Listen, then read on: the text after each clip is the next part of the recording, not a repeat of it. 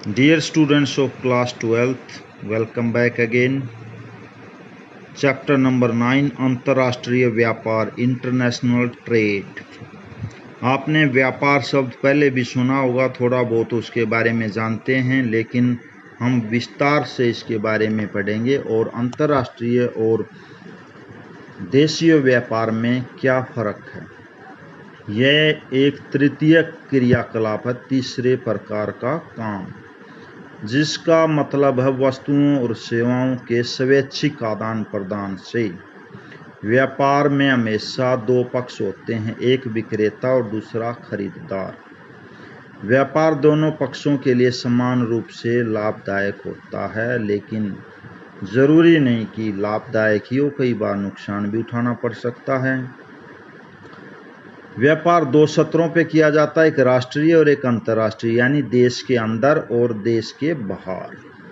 देश की सीमाओं के अंदर विभिन्न राज्यों के बीच संपन्न होता है, जैसे एक राज्य से दूसरे राज्य के बीच, और इसी तरह से एक देश से दूसरे देश के रूप में जब होता है तो अंतर्राष्ट्रीय व्यापार कहलाता है।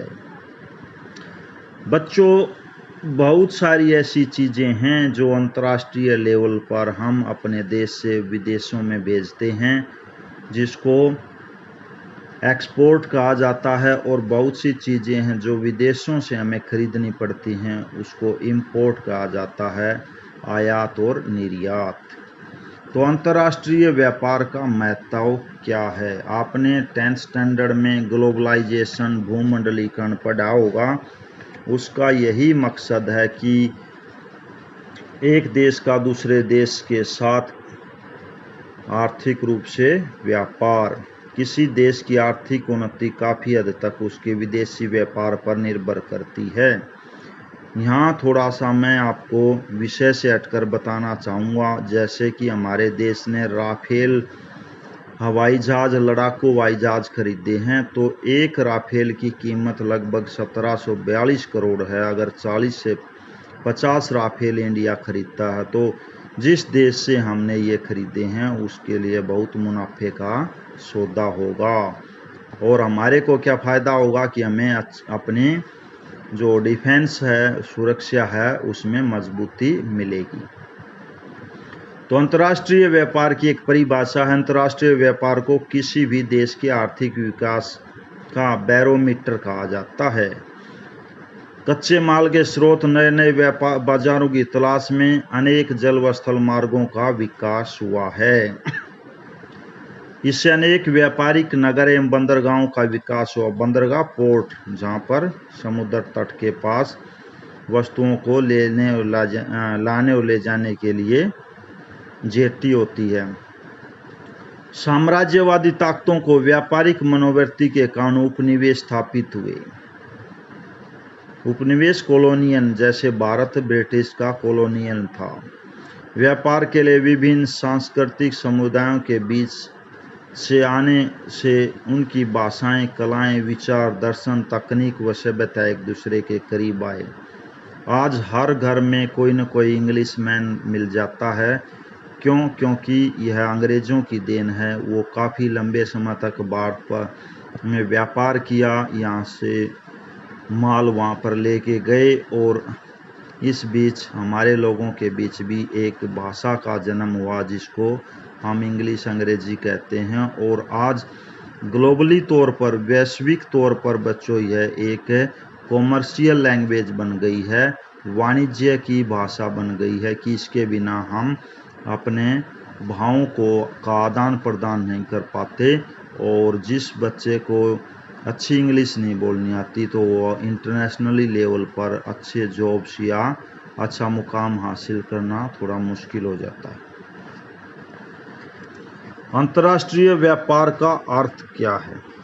विभिन्न देशों के बीच वस्तुओं और सेवाओं के लिए आयात और निर्यात को अंतर्राष्ट्रीय व्यापार कहते हैं। फॉर एग्जाम्पल, सेवाओं का जो आज मैं आपको यहाँ पढ़ा पा रहा हूँ, ये अमेरिका की देन है, और अमेरिका से मिस्टर अंबानी, मुकेश अंबानी, जो हमारे देश के और विश्व के चौथे नंबर के सबसे धनी व्यक्ति हैं, उनको क्रेडिट जाता है। जियो की लाइनें समुद्रों के अंदर बिछाकर हमारे तक नेट प्रोवाइडेड किया जा रहा है जियो द्वारा, लेकिन सोर्स जो उद्गम स्थान है वो अमेरिका है। तो यहाँ पर हम जो नेट की सुविधाएं ले पा रहे हैं अमेरिका से आती हैं। अंतर्राष्ट्रीय व्यापार प्रकृति प्रदत्त अनिवार्यता होती है।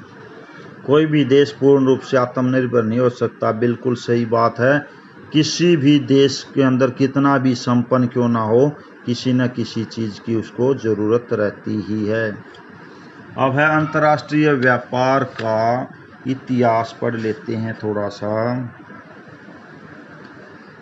लंबी दूरी के व्यापार का एक आरंभिक उदाहरण रेशम मार्ग है, सिल्क रूट, जो 6000 किलोमीटर लंबा और रोम को चीन से जोड़ता है।